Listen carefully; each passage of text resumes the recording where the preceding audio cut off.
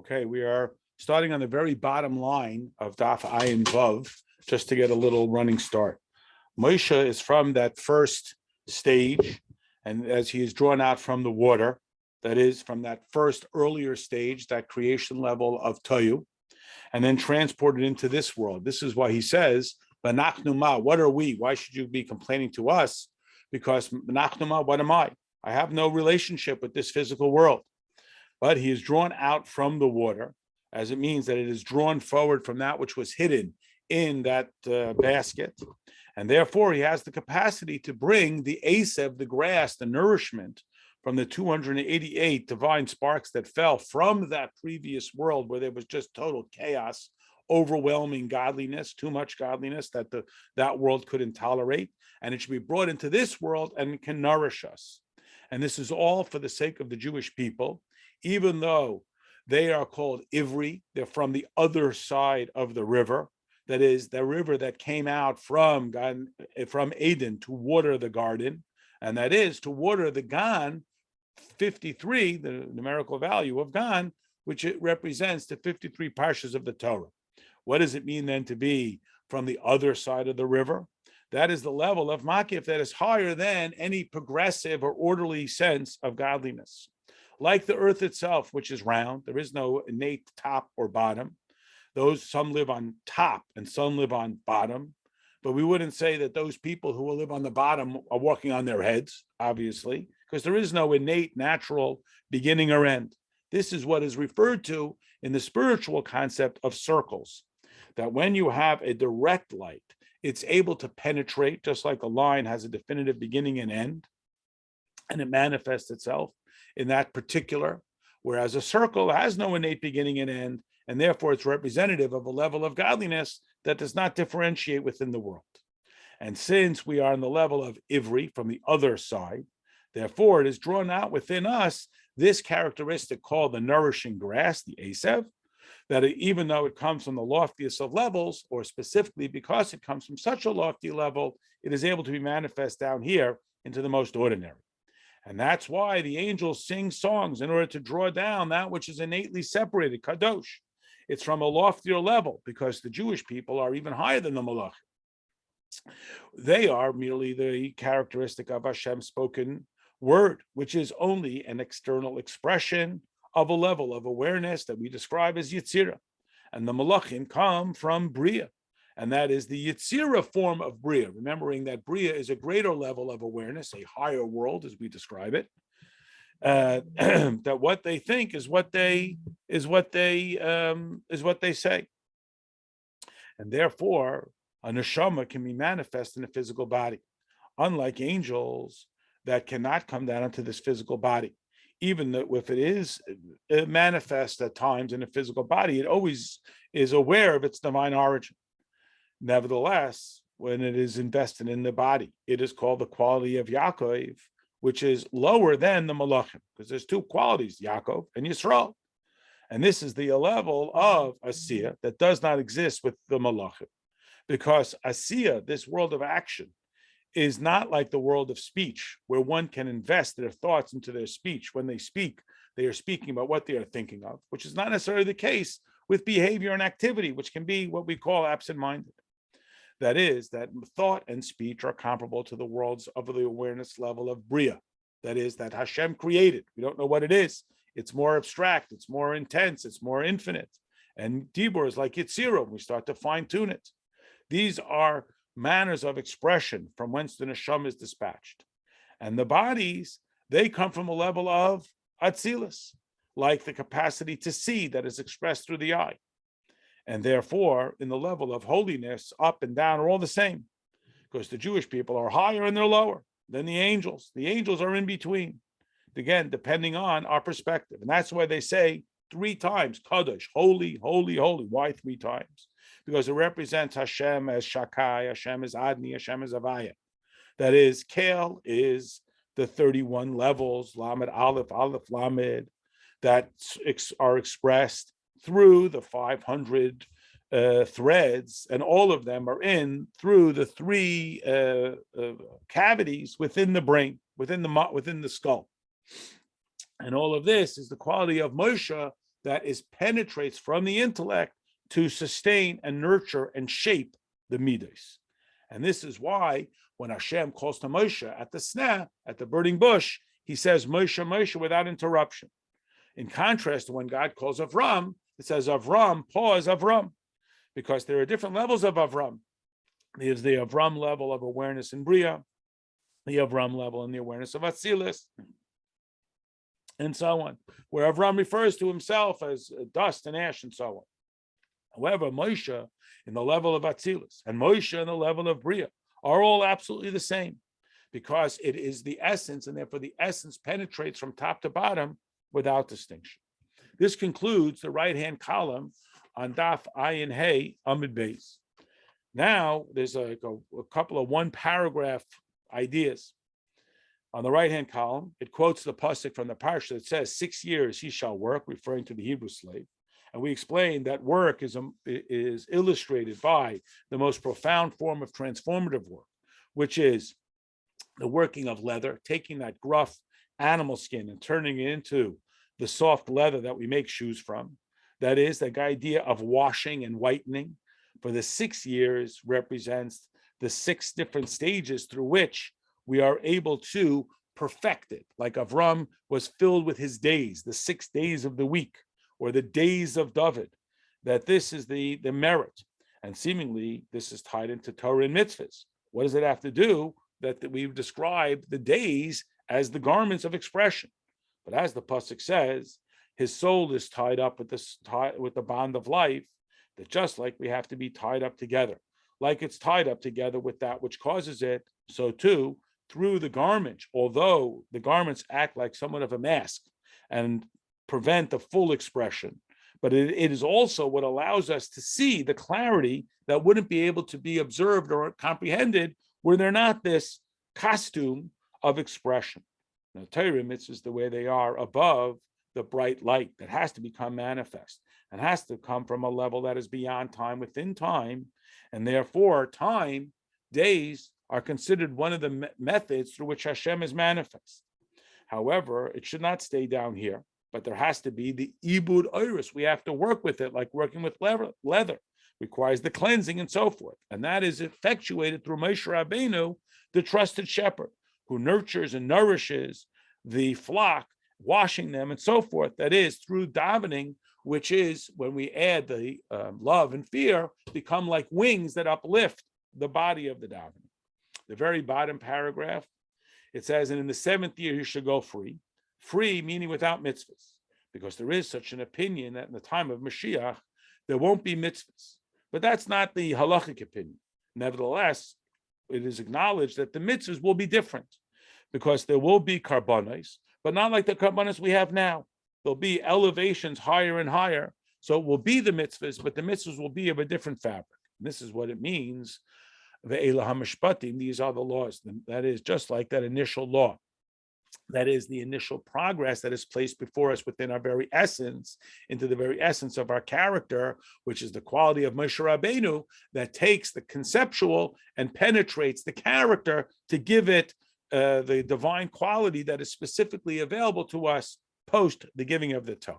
On the left-hand column, and it starts a new mimer. The mimer says, V'yiru es Elokei Yisrael. The Tachas Raglav Kamais Livnei Sasapir, there is this vision of the God of Israel, that under his feet there is a footstool that is made of sapphire. What does it mean under his feet? Is that regarding this throne, this vision of the throne where they see a vision of man, and this level of the vision of man where he has hands and feet. And this is what it says afterwards, and to the nobles of the children of Israel did not extend his hand. How we have to understand, I mean, the question is, how is it possible to describe this by Hashem? He doesn't have a body. So what does it mean when we use these terms, hands and feet and seated and so forth? The idea is that Hashem tells us, I am Hashem, I do not change. Meaning there is no change to Hashem, whether we created the world, the whole process of the creation of all the worlds, after the creations of the worlds. He's the same Hashem, like we say every day in the davening, he's the same Hashem. Before he created the world, after he created the world. Because the source of creation is only from the expressive, from the legislative, the malchus of Hashem, which is only a mild expression of Hashem that his name is called upon him, like a king who issues decrees. And therefore, it does not change the king himself in his very essence and fabric. Just like the light of the sun that radiates on the earth and has such an impact on the earth, but it doesn't change the sun. It changes us. We are affected by it, but it doesn't change the sun. It is only a ha'ara, a radiance, like the great name of Hashem, just like a person's name is not their very identity. Nevertheless, this radiance that is infinite and is undivisible, and therefore, in order that it should create worlds, it needs to be compressed into order and measurement and into distinction and separation. And that method is achieved only when it is invested in the vision and the stature of a person. That is, it's invested lights into vessels, because the infinite light can never create. And it creates thus the appearance of humanity, that is the godly soul. Like it says, Adam, we are called Adam because we were the initial purpose for which Hashem created the world. And it says that Hashem will dwell amongst them. We know in the building of the Mishkan, not in it, in the structure, but because the kalim, the physical objects, cannot contain the infinity of Hashem. The whole purpose of creation is for a dwelling place here in this physical world, that it should dwell amongst the Jewish people. And that's why the Jewish people were the whole plan, the initial idea. And this is why they are the proper resting place for the impact of Hashem. And this presence of Hashem is only in the neshama of the Jewish people, not in their bodies, because of the whole story of the snake that interfered with Chava and infested it with the filth of this world. And even though Matan Torah removed that filth, nevertheless, through the subsequent Avera, the Cheda Egel, and other sins, we reintroduce the filth into the world. And that's why the body is called the skin of the snake, but not the neshama. That retains its purity of being a partial part of Hashem. As we know, the neshama doesn't need any fixing. But in the ultimate future, in the time of Mashiach, when the bodies will be, in fact, strengthened, like the pasuk says, it will strengthen our bones, and the spirit of impurity will be uplifted. Then the true revelation of godliness will manifest itself, and the physical body will start to see it, because the physical body will become so purified that it can appreciate a level of godliness. Now, the level of godliness that is appreciated through the neshama is also in the guise of its humanity. And this is why we are called Adam, like the Mishkan of the neshama is specifically delineated throughout the body, within the human form, like the intellect of Seichel that resides in the brain, and the character that resides in the heart, and the expression of the midas in the hands. The right hand is considered kindness, and so on. And all of the details throughout all of our body parts are illustrations and opportunities for the expression of godliness. And this is divided up into a general parameter of right, left, and center. Similarly, we understand the revelation of godliness, like it says, that her husband is known at the gates. And the idea being that the gate, the measurement, the shear, is how we get to know godliness. We appreciate godliness as it is manifest through the measurable. And there are some neshamas that are aligned more naturally with the Torah quality, that is the intellectual. They are the leaders of the Jewish people, and others that are more aligned with the character, and others that are more aligned with the feet, that is with the obedience. So there are cup mentioned, Torah Yidden, there are character mentioned, and there are behavioral. But all of them, it says that they can know, that is, they can be attached, they can be unified of the neshama with the body through their gate, through that which appeals to their characteristic of the neshama, always the way it is encased within its humanity. It always goes through the shape, the form of its humanity, like it is drawing down the infinite light of Hashem that is higher than even Chachma and higher than even Midos, that it should reside within the neshama of the Jewish people. That this is within the structure of the human, even in the level of the feet and the heels, there is a certain virtue in that they can propel the intellect and take it where it can't go on its own, which is that the head, of course, has no capacity for mobility. And that's why we are instructed to be humble before all people. And this is why it says that Hashem is similar to the appearance of man, because Hashem is not a composite of attributes, of parts. Hashem is not a person, but he manifests himself here within human form. We're on the Daf Ayin Zayin Amar Aleph on the right-hand side, finishing up the first paragraph, and that's why it says that he is similar to the appearance of the human. Next paragraph. Now it says that he envisioned God on the throne. It looked like Hashem. What is this idea of the throne? The idea is that in order that there be the creation of the worlds of Bria, awareness that God created the world, Yetzirah, more nuanced awareness, and Asiya, where we are more concerned with our own activities, in addition to the fact that these are limited worlds, and therefore they have a sense of self, they even perceive themselves as being separated from Hashem, and that can only be when Hashem puts himself in the guise of human character and form, which is a total bittul, the bittul of Atzilus, where Hashem is absolutely indistinguishable from all that he causes, and that is Hashem seated on the throne, because just like a throne that a person sits on is in a certain sense that he squats down, he's lowering himself, it is drawn down in this quality of the legislative, of the quality of Malchus, again, only an external expression of Hashem's instruction down here into this physical world to orchestrate the Bria world, the Yetzirah world, and the Asiya world, which are all independent worlds. This is drawn down through like the vision of Hashem seating himself on the throne, which is a kisei, is case Hashem. It's a sort of concealment, a form of a garment, like a person has to squat down to communicate with a small child. They have to conceal some of their own identity, that loftiness, that aleph, kis aleph. They have to conceal that aleph, and that's why Hashem is called the God that is hidden, because if he's revealed, it's overwhelming for us. In order for there to be a creation, again, similar to how a parent has to squat down to communicate with a child. So when the person sits on the throne, his hands are higher than the throne, and its feet are lower than the throne. You just imagine a person sitting in an armchair.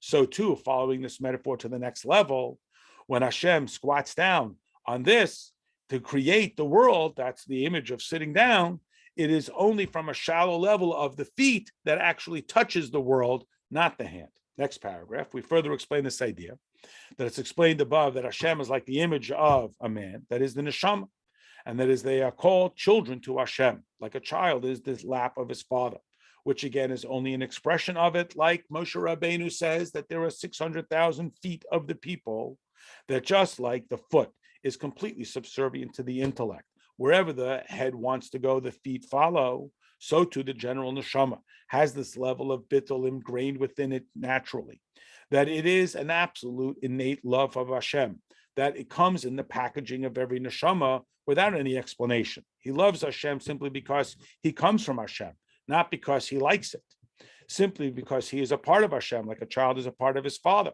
He's absolutely one. And as an absolute automatic result, there is no separation. Like we say, Shema Yisrael Hashem Elokeinu. That is, Hashem is our God. What do you mean he's our God? Because we come from him.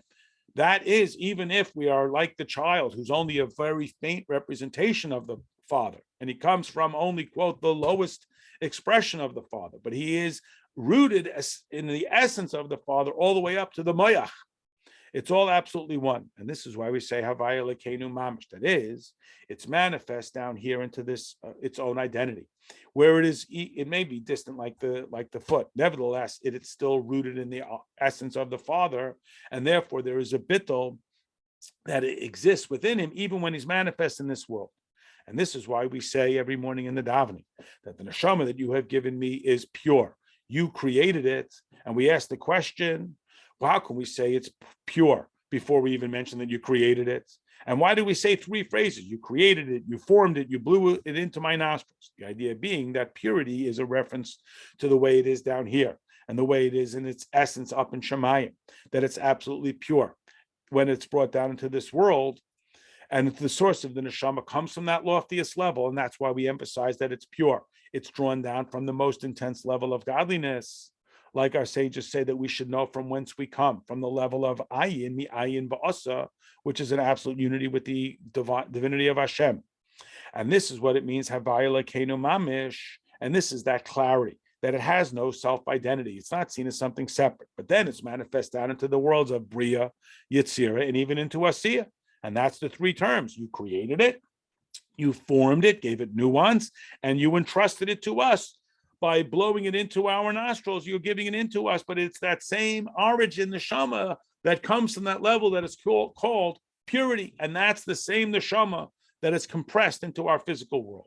Very bottom line in the right-hand column, new paragraph, and this is the explanation of the point that we said on the image that's on the throne, which is to have this absolute creation of Bria, Yetzira, and Asiya through the level of Kisei, the level of the throne. And again, that represents the feet which dangle beneath the throne.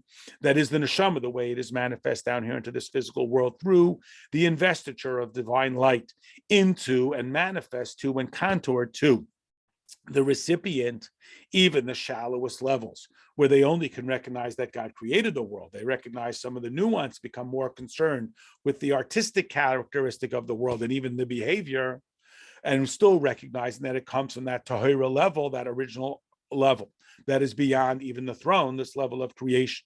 And based on the terms of the Kabbalah, we understand that when we say it's the vision of man, it is this investiture in the infinite light of Hashem into the world of Atzilus. And the throne is like that costume that separates out between Atzilus and Bria, that allows us to appreciate it. And so too in the neshamas of the Jewish people that are drawn down from the 10 spheres that we mentioned before. We have these two levels.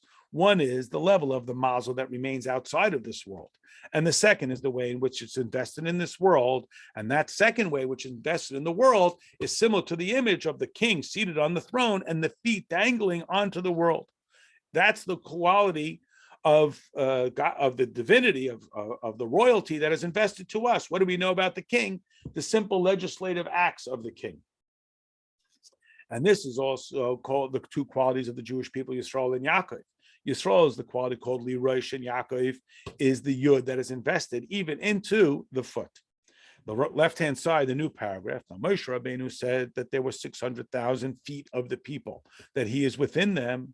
And we explained that Moshe Rabbeinu was higher than this level of regal.